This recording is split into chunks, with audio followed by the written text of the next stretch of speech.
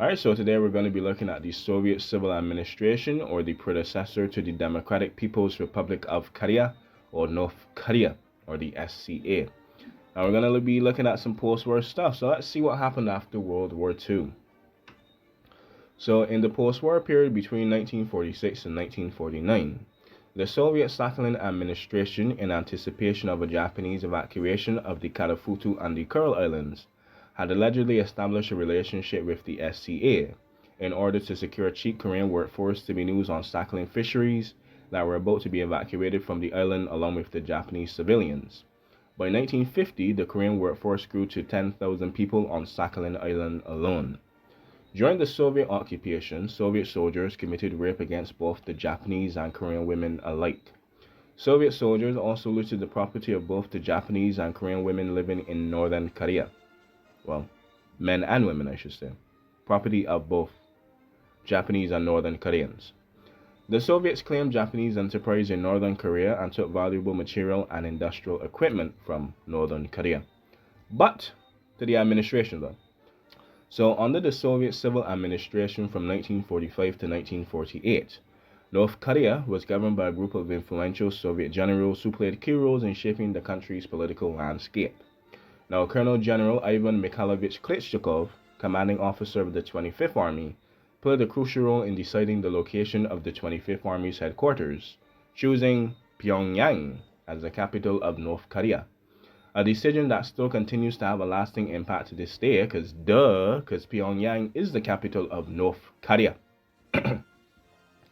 Alongside him was Major General Nikolai Grigorievich Lebedev, the political officer of the 25th Army, and he trained Kim Il-sung and his entourage on coined the official name of North Korea as the Democratic People's Republic of Korea, emphasizing the purported rule by the people and the purported Democratic People's Republic of Korea.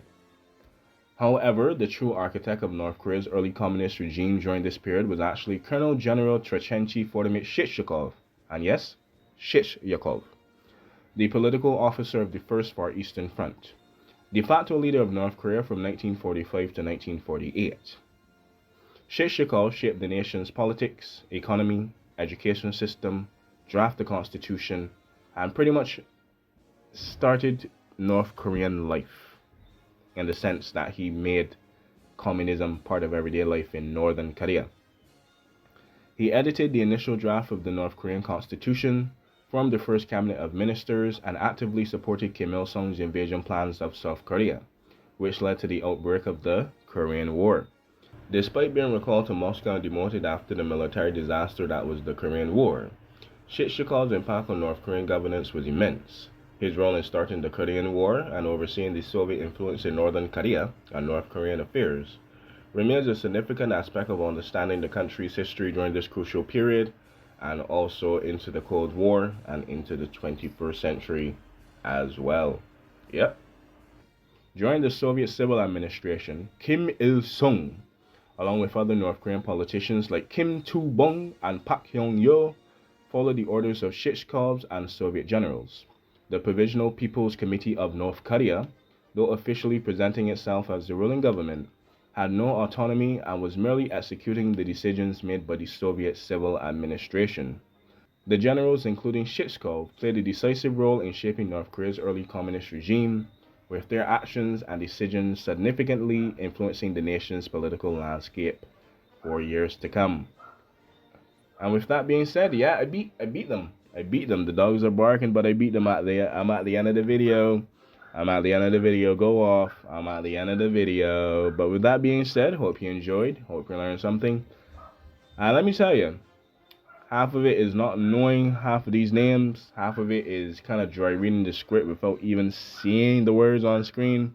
But 50% is this little mutt, or poodle, or Labrador, or whatever, just barking at the top of its lungs and pausing me in the middle of a great sentence read.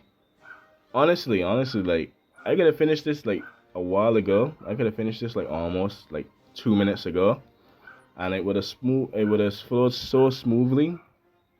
But you hear that?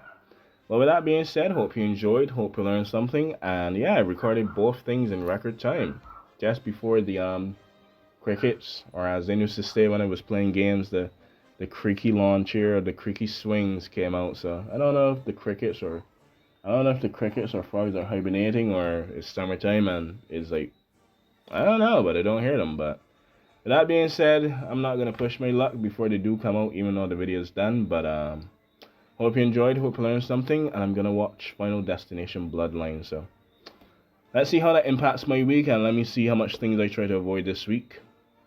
But with that being said, hope you learned something, and until next time, this has been the amazing People's Democratic Republic of Korea. We talk about the glorious Kim Il-sung, and this is the Great Soviet Civil Administration. Learn something or else.